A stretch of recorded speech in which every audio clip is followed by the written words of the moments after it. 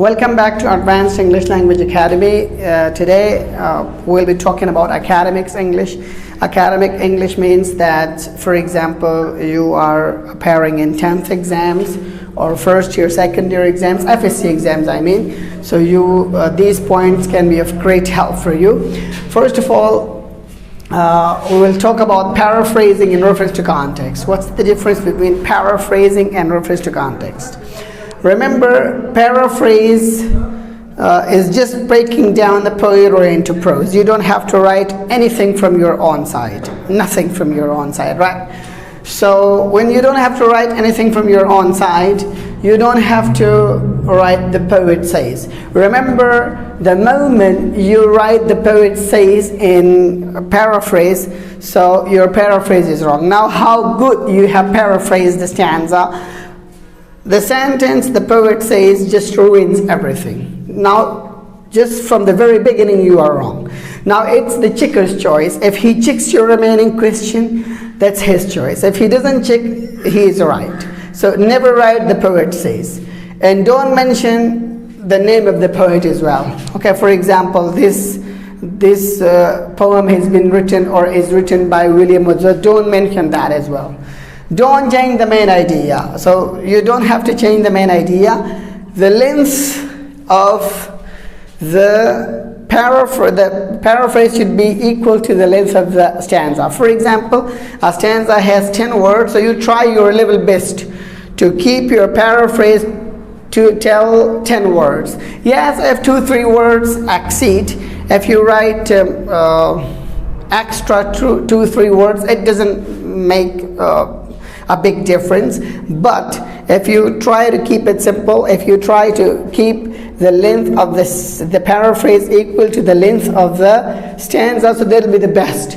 But because it is difficult to be so accurate in paraphrasing, so if 2-3 words, or 2-3 words in the 9th class, in 10th class 5 words are extra in your paraphrase, so no problem. Your paraphrase is considered to be correct.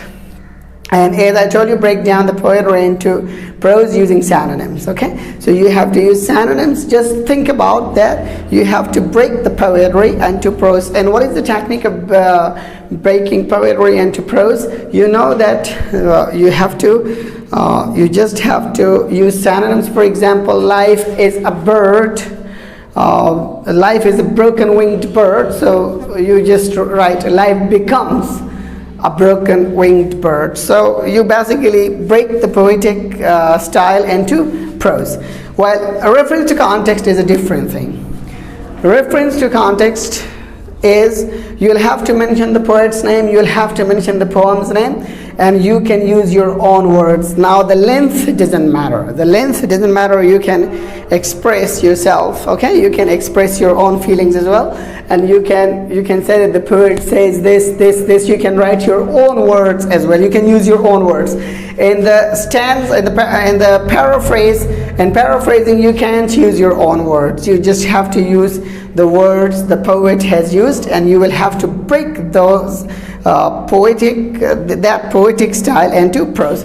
So just don't write the poet says, don't mention the poem name. So what I mean, basically, if in your paper there is a stanza that you don't know about, you don't know from which lesson or from which poem has it been taken, who has written that poem, you don't know, so you can paraphrase that also. Because why? You don't have to mention the poem name, you don't have to mention the poet's name, so you can paraphrase an unknown stanza as well. While you can't do this thing if you don't know, if you can't solve this question, if you have to solve a question, if you have to answer a question, if you have to explain with reference to context. So you can't explain with reference to context if you don't know the poet's name, if you don't know the poem's name, right? So thanks, keep watching it. It was just an introduction. We will be taking academic classes, so stay tuned with us, all the students. You just stay tuned with us, keep watching.